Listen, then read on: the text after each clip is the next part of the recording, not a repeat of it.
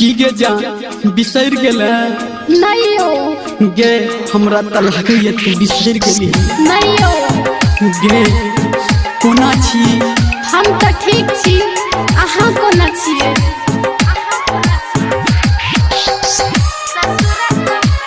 DJ Pappu मां Gayatri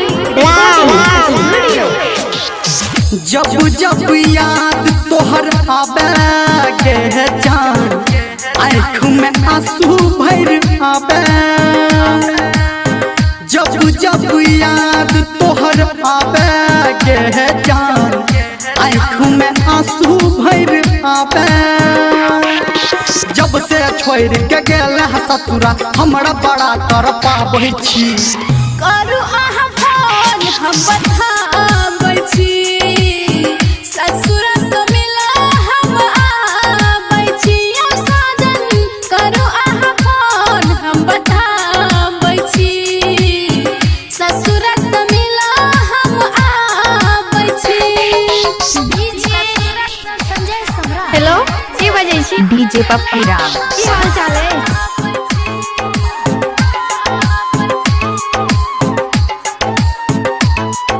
DJ Pappu Ram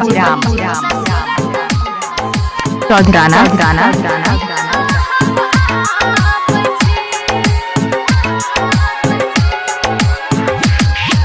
अभी आप सुन रहे हैं डीजे पप्पू राम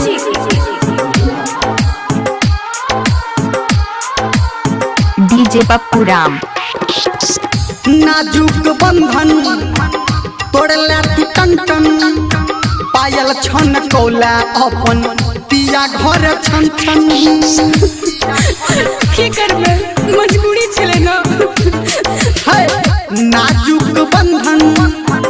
तोड़ला तू टन टन पायल छन कौला अपन पिया घर छन छन सपना में तू अपना बना के हमरा बड़ तर पाबै छी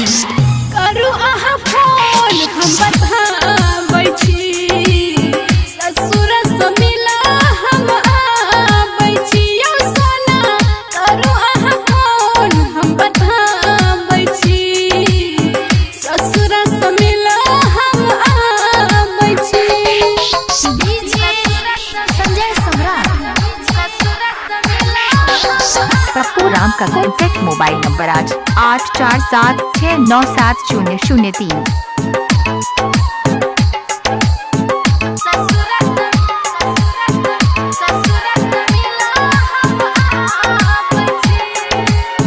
डीजे पप्पू राम घर चौधराना भोरे बाजो कोइली तोरे सन बोली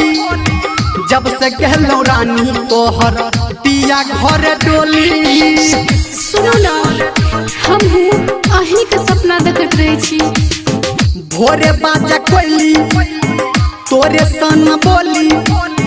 जब से गेलो रानी तोहर पिया घर डोली धर्मेंद्र हाथ पे लिखल जान गे हम मिटाबै छी करू आहा फोन हम बताबै छी ससुरा से मिला हम आबै छी ओ जानू करू आहा फोन हम बताबै छी ससुरा से मिला हम आबै छी जब जब याद तोहर आवे गे जान आँख में आंसू भर आवे जब से छोड़ के गेल ससुरा हमरा बड़ा कर पाबै छी करू आहा फोन हम बताबै छी ससुरा से मिला हम आबै छी ओ साजन करू आहा फोन हम बताबै छी ससुरा से मिला हम आबै छी डीजे पप्पू राम